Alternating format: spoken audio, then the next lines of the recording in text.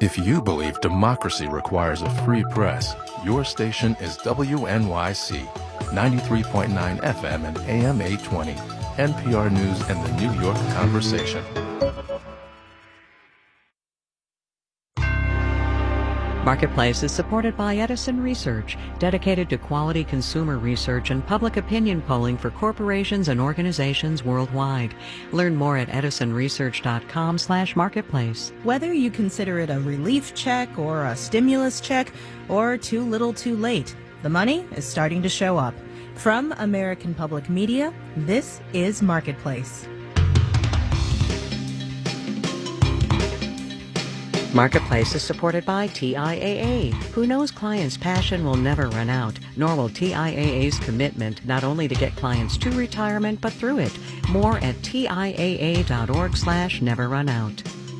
And by Mimecast, a cloud email security and resilience companion for Microsoft 365, safeguarding your company against phishing and risks of ransomware. Mimecast.com, relentless protection, resilient world. And by Staples, with supplies to get business done, from ink and toner cartridges to technology like webcams and networking accessories. More at Staples stores or staples.com. In Washington, D.C., I'm Kimberly Adams, in for Kai Rizdal. It's Wednesday, December 30th. Thanks for joining us. Just in time for the new year and January rent, mortgage payments, and other bills due the first of the month, the Treasury Department has started sending out the new round of pandemic relief payments. The IRS says it started making direct deposits of $600 into some people's bank accounts yesterday. People who don't have a bank account on file with the IRS can look forward to getting either a paper check in the mail or a prepaid debit card. As Marketplace's Justin Ho reports, the cards have some advantages over the paper checks, but some drawbacks as well. People who receive the prepaid debit cards are the most likely to not have bank accounts. Tyrone Ross is CEO of the investing platform OnRamp Invest. He says they're the people who are going to need to spend the money as quickly as possible. It's not, okay, well, can I invest this or can I put it into, no, I have needs that have to be met. It's consumption, and that's what they want. Debit cards can also be cheaper than checks for people who don't have bank accounts. Cashing a check costs them money. But with a card, says Chantel Boyens with the Urban Institute, there is a network of ATMs where if you have the card, you can access your funds without any fees. But people can only make one withdrawal for free from an out-of-network ATM. After that, it costs $2. Boyan says lower income people are more likely to pay those fees. They may be located in areas where they don't have as good of access to in-network ATMs. The cards also come with terms of service. And Ira Reingold, executive director of the National Association of Consumer Advocates, says some of them put card users at a disadvantage. You, consumer, if you have a complaint, you cannot go to court. You cannot be part of a collective action, a class action. Members of Congress sent a letter to the Treasury this week asking it to remove those clauses and reduce any fees. I'm Justin Ho for Marketplace. Lawmakers tucked a provision banning surprise medical bills into this latest relief package. Those are the unexpected charges from out-of-network healthcare providers that can add up to tens of thousands of dollars. One thing that's not yet clear is how this might affect insurance premiums. Marketplace's Nancy Marshall-Genzer explains. It's a nasty shock. Without realizing it, you were treated by a healthcare provider who was out of network. Surprise! You're stuck with a huge bill. Jen Taylor with the consumer advocacy group Families USA says some of the biggest unexpected medical bills come from air ambulances, where people were getting, a $50,000 bill and they were unconscious and put into an air ambulance and had no say in the matter. Once this surprise medical bill legislation goes into effect in 2022, out-of-network providers like air ambulances won't be able to send consumers unexpected bills. Instead, providers and insurers will have 30 days to negotiate how much the insurer will cover. If they can't agree, an independent arbitrator would step in. Each party submits their best offer, and the arbitrator has to choose one or the other. Spencer Perlman directs healthcare research at Veda Partners. He says using arbitration was a congressional compromise. Insurers had lobbied for benchmark rates, limiting charges. Some consumer advocates worry that insurers will raise premiums if they lose in arbitration. But Rice University health economist Vivian Ho thinks arbitration could actually save insurers money, and they could pass some of that savings along to consumers. This will slow the growth in premiums. I'm not sure that we'll actually see a reduction in premiums. The legislation also helps the uninsured, requiring the government to set up a process for resolving their billing disputes. I'm Nancy Marshall-Genzer for Marketplace. On Wall Street today, markets were up. We'll have the details when we do the numbers. That's it.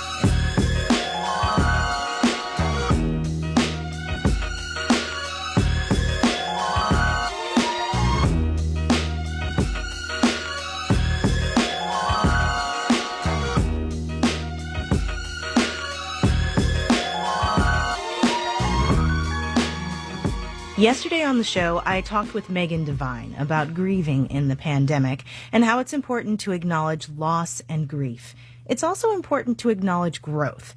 Now, many people, especially parents, probably have less free time this year than before, but some of us had some extra time on our hands.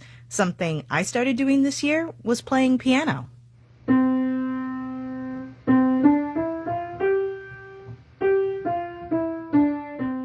Just before the lockdown, my brother decided to downsize to move in with his boyfriend and split the cost of shipping our grandmother's piano from his house in my hometown of St. Louis to where I live now in D.C.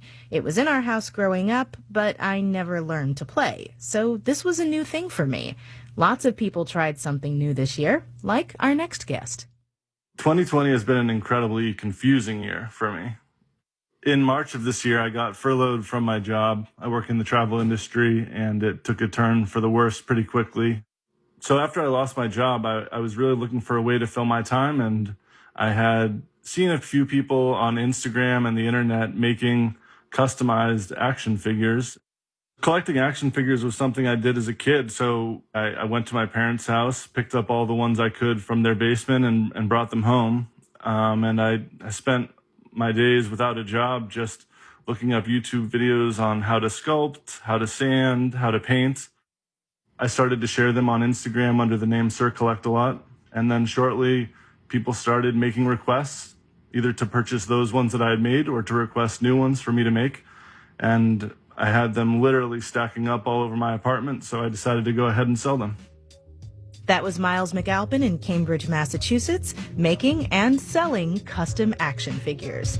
You'll be hearing about how other folks have been finding ways to spend their time later on in the show.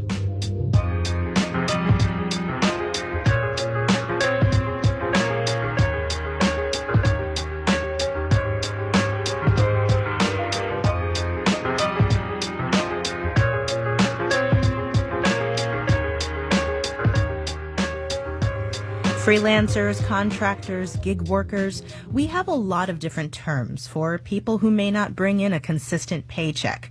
In the UK, right now, many of them are being called the excluded.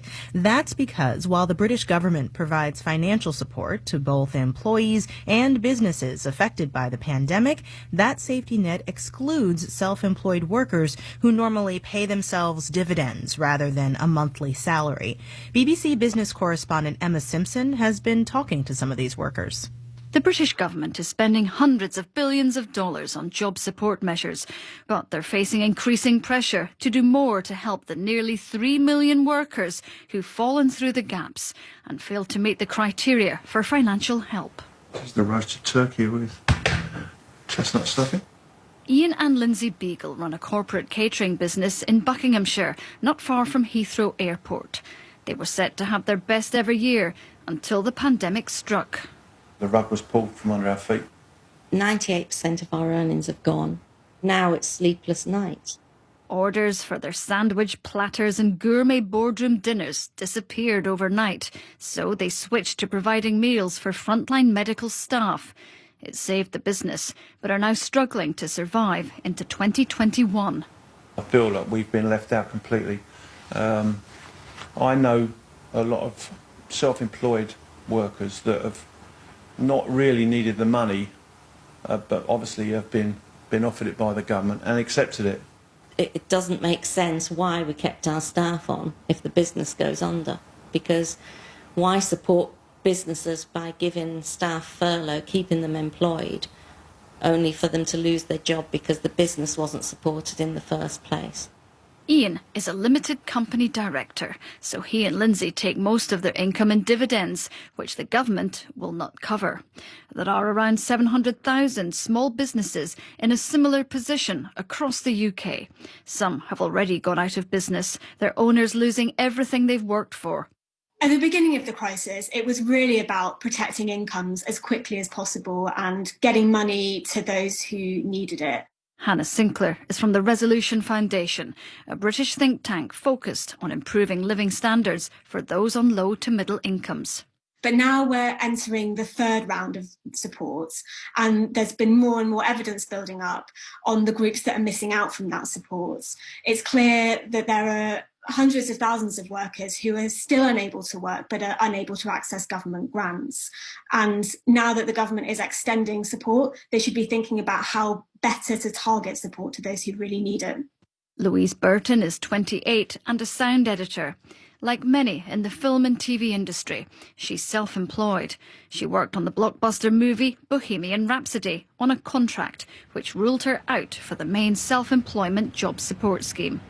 I pay tax, why shouldn't I be eligible for any kind of support? It makes me furious. And, you know, my mental health has been suffering because of this crisis. I know self-employment is hard and I know the industry is hard, but you never expect to be left out quite like this. 54% of self-employed workers who have stopped working during the crisis have seen their income drop by more than a quarter. This compares with just 14% of employees who've been on furlough, a temporary paid leave of absence. Other freelance workers who haven't been able to show a regular income over the past 3 years have also had no specific government support. Research shows the earnings hit is akin to losing your job. And to the so-called excluded, the emotional and mental distress they've gone through this year can't be quantified. In London, I'm the BBC's Emma Simpson for Marketplace. Here in the U.S., we're also in a very different labor market than when the pandemic started. Millions have lost jobs, been furloughed, had their hours cut. Some have just left the workforce entirely. We want to hear your story. Send us a note about your economic journey through the pandemic at marketplace.org.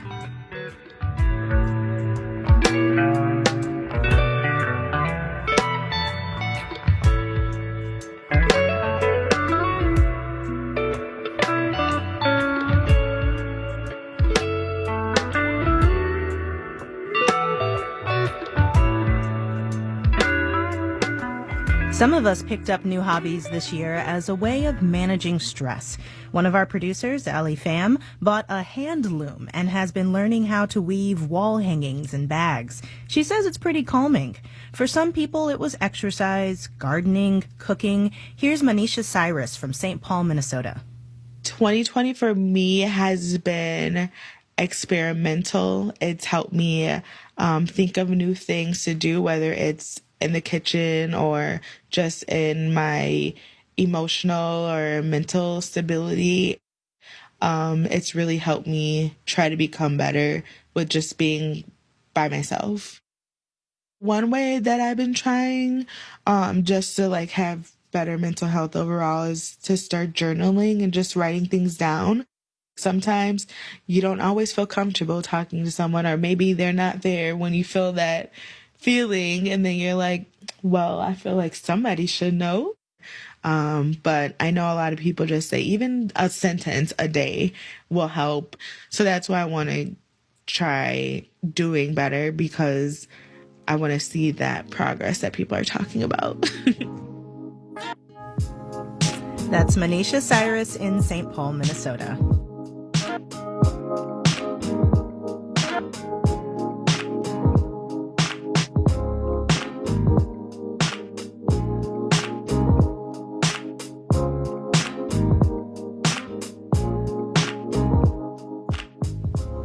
Coming up, I ended up retiring as planned in the middle of March.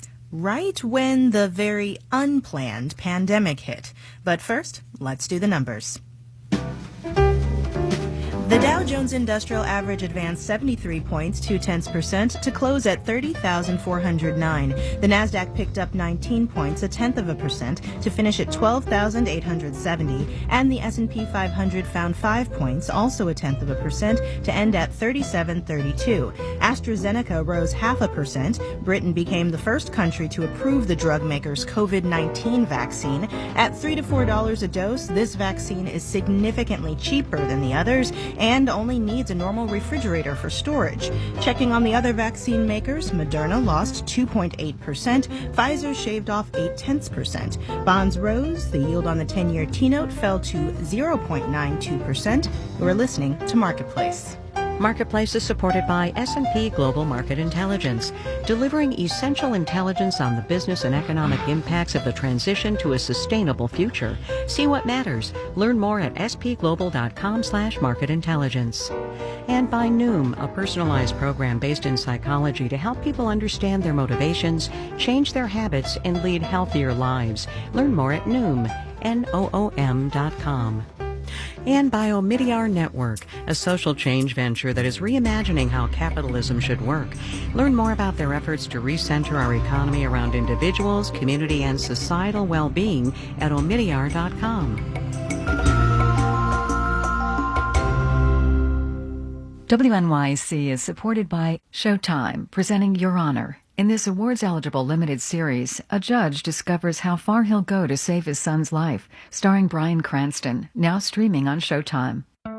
Treatment for patients with HIV has come a long way. New anti-AIDS drugs are revolutionizing care. I go in once a month, I meet with my medical team, I get the shots, and I just basically forget about my HIV for the rest of the month and just live my normal life like anyone else.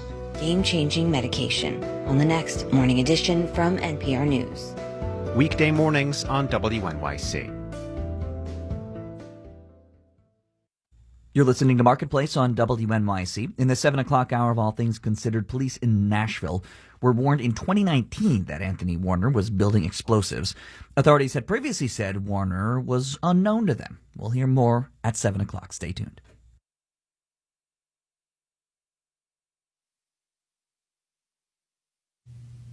This is Marketplace. I'm Kimberly Adams. Since the start of the pandemic, many people have been looking for more activities to do at home. And given the numbers, reading more books has been one of those things. Print sales are up almost 8% this year, according to industry research from NPD BookScan. Marketplace's Andy Euler reports on just who's benefiting from that increase. In a normal year, book people in downtown Austin would host 300 or more in-person events. That's readings, signings, book clubs. This year, 67. Translating those into sales is a challenge. That's Book People's general manager, Charlie Rasak.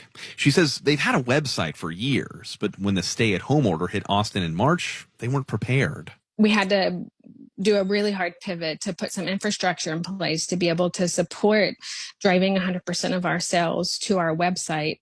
And she says Austinites are looking for a way to buy books locally. Nationally, Kristen McLean at the NPD Book Group says there have been a few specific market segments that outperformed in 2020, from March to May when schools began to close. Children's categories, especially around education and activity, jumped by over 200%. And then she says over the summer, we had the rise of Black Lives Matter. So that drove a really interesting rise in adult nonfiction around racial justice, around history. Ebooks and audiobook sales are up too, and Amazon, Walmart, and the like benefited the most from it all. But Allison Hill, CEO of the American Booksellers Association, is optimistic for indies.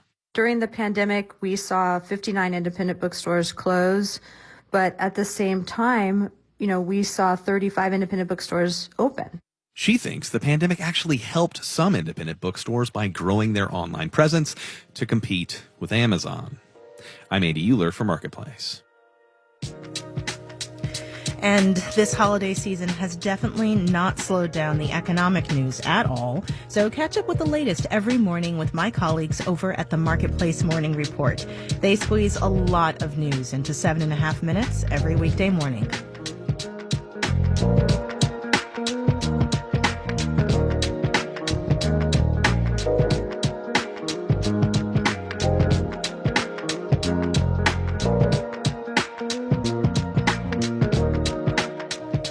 Some people, mostly frontline medical workers, have started receiving COVID-19 vaccines. But the clinical trials for those vaccines are ongoing. In fact, they're still recruiting participants. And those running the trials are particularly focused on signing up people who tend not to be part of this sort of thing. Blake Farmer of WPLN in Nashville reports. This international mall on the southeast side of Nashville would be seen as an unusual spot for recruiting clinical trial participants, at least before COVID-19. Now this strip mall, called Plaza Mariachi, with its arcade, food court, and souvenir shops, is fertile ground. Most people are watching the pitch from a clinical trial investigator translated into Spanish through Facebook Live. But Rolando Figueroa heard an ad for the event. En la radio.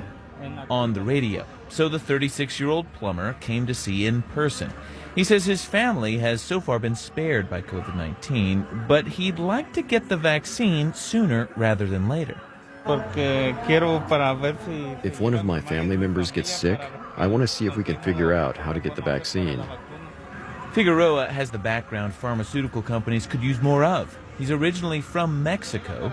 Latinx patients are underrepresented in typical clinical trials, and yet they're disproportionately affected by this pandemic, with higher rates of infection and mortality compared to other Americans. While Figueroa doesn't need much convincing, Susana Vazquez, who is also listening, says recruiters have many doubts to overcome. Her family is also originally from Mexico, and she says people in her community were skeptical of even getting tested.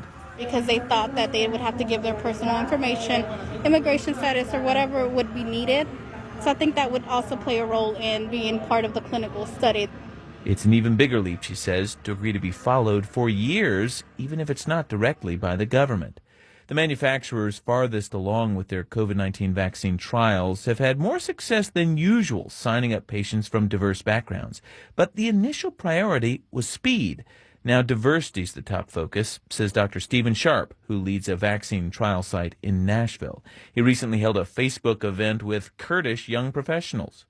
We want folks from all different ethnic backgrounds because it's possible that the vaccine works better in one group or lesser in another group, and the only way you find that out is to test it.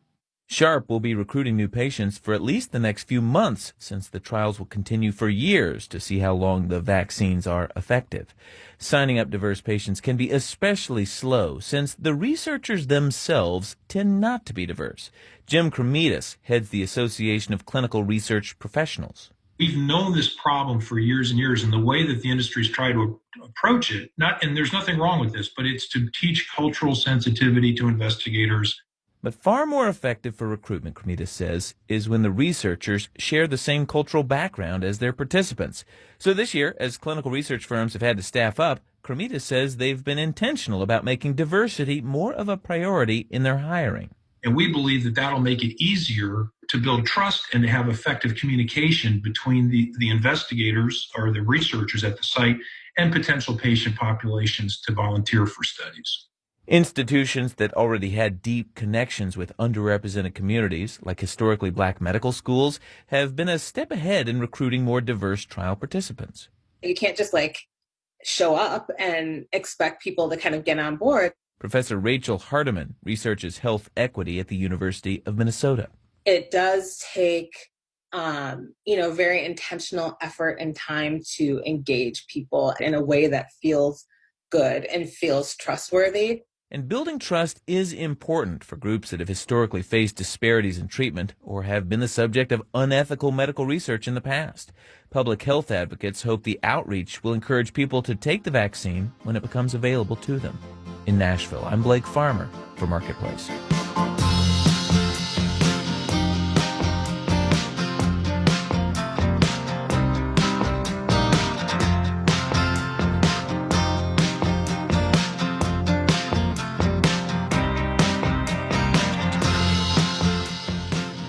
Until more of us can get the vaccine, health officials are begging people to just stay home if you can. So back to the new hobbies some people have picked up this year. I wasn't the only one who turned to music. 2020 for me was, I think, a series of extremes. I started to think that hobbies really were a way for me to help keep my sanity. Throughout this time, music has been my mainstay. I ended up retiring as planned in the middle of March. So with that, I became more active in the community. This is a brand new community, Village Hearth, being, an LGBTQ 55 plus friends and allies retirement community. A couple of months ago, I DJ'd a dance party for all the retirees. And I had some huge speakers that I lugged out in a cart and my laptop where I stream all my music from. And masked, we were outdoors and people were rocking to the beat. That was Dr. Barbara Chase in Durham, North Carolina.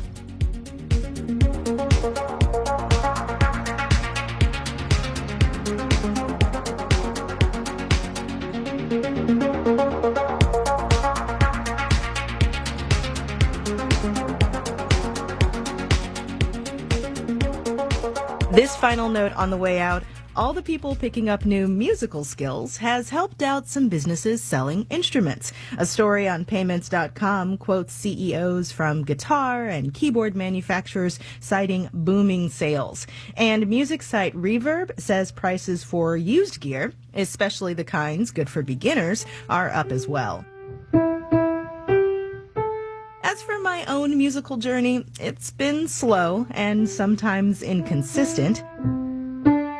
But I've been able to have phone recitals for older relatives when I learn a new song. They are very forgiving of my errors, and I'm hoping to improve in the new year.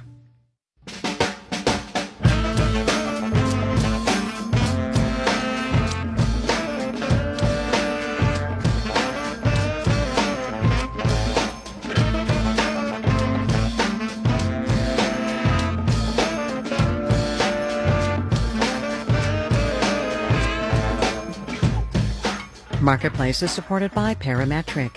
In an evolving investment landscape, Parametric can help financial advisors make passive investing personal and tax efficient. More at customtothecore.com.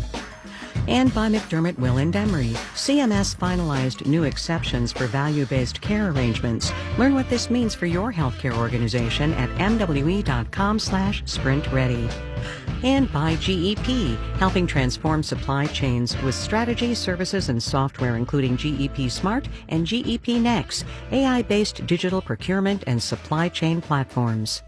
Your moment of economic context on this Wednesday. You know how all the dictionary sites like to do the word of the year?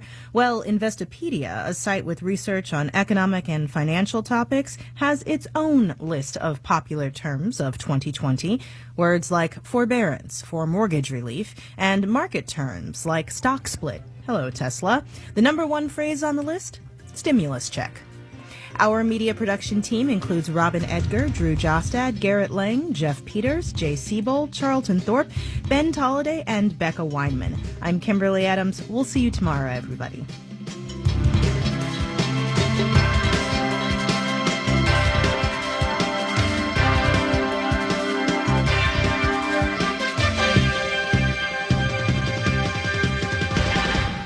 This is APM. WNYC supporters include Doctors Without Borders, whose teams are on the ground in more than 70 countries delivering emergency medical aid during the COVID